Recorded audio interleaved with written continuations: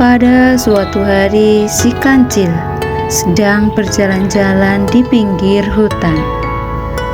Berhubung di dalam hutan itu terlalu gelap karena pohon-pohonnya juga sangat lebat, maka dirinya hanya ingin mencari udara segar sambil melihat matahari yang cerah bersinar.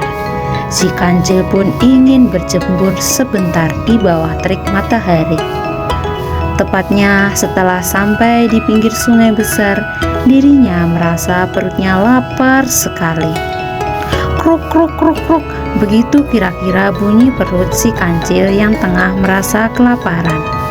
Lantas si kancil membayangkan betapa enaknya kalau dirinya makan makanan kesukaannya, yaitu timun. Namun sayangnya kebun timun yang berbuah ranum itu ada di seberang sungai besar itu. Si kancil diam dan berpikir akan bagaimana caranya menyeberangi sungai besar itu. Si kancil terus berpikir mencari akal.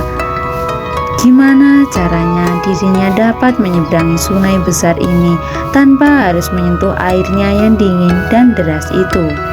Tiba-tiba si kancil memandang beberapa buaya yang asik berjemur di tebing sungai. Memang sudah kebiasaan mereka untuk berjemur, terutama ketika matahari tengah terik seperti ini.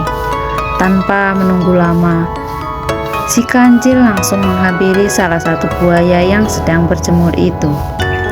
"Hai buaya, apa kabarmu hari ini?"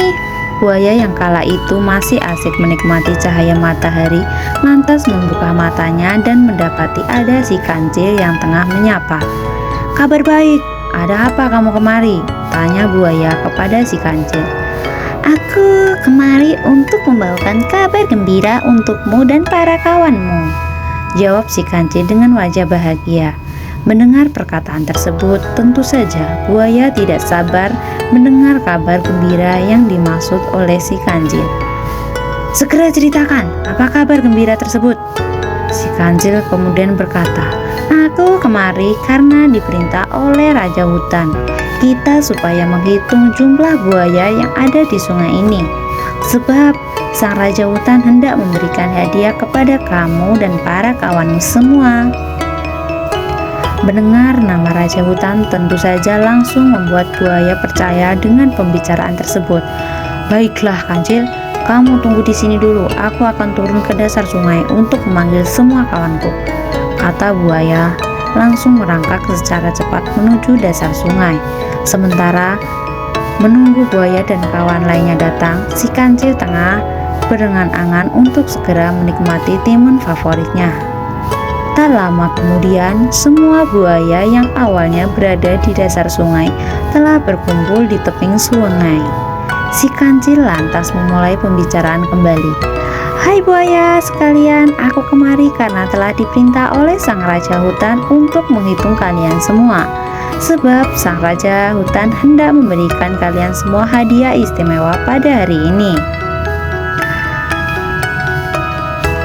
Maka dari itu, berbarislah kalian semua dari tebing sebelah kiri sampai ke tebing sebelah sana ya." Mendengar perintah yang berhubungan dengan sang Raja Hutan, tentu saja langsung membuat para buaya melaksanakannya tanpa membantah. Mereka langsung berbaris dengan rapi sesuai dengan perintah si kancil. "Nah kancil, sekarang hitung kami semua," kata salah satu buaya yang paling besar. Si kancil kemudian mengambil sepotong kayu yang berada di sekitarnya, lalu melompat ke atas tubuh buaya pertama di tepi sungai. Dirinya mulai menghitung dengan menyebut 1, 2, 3, lekuk, jantan betina aku ketuk, sambil mengetuk kepala buaya hingga dirinya berhasil menyeberangi sungai besar tersebut.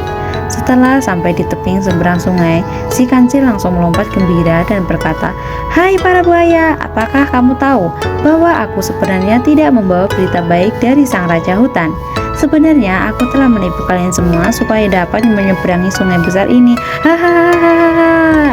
Melihat si kancil yang tertawa-tawa sambil berkata demikian, para buaya merasa marah sekaligus malu karena telah diperdaya oleh si kancil.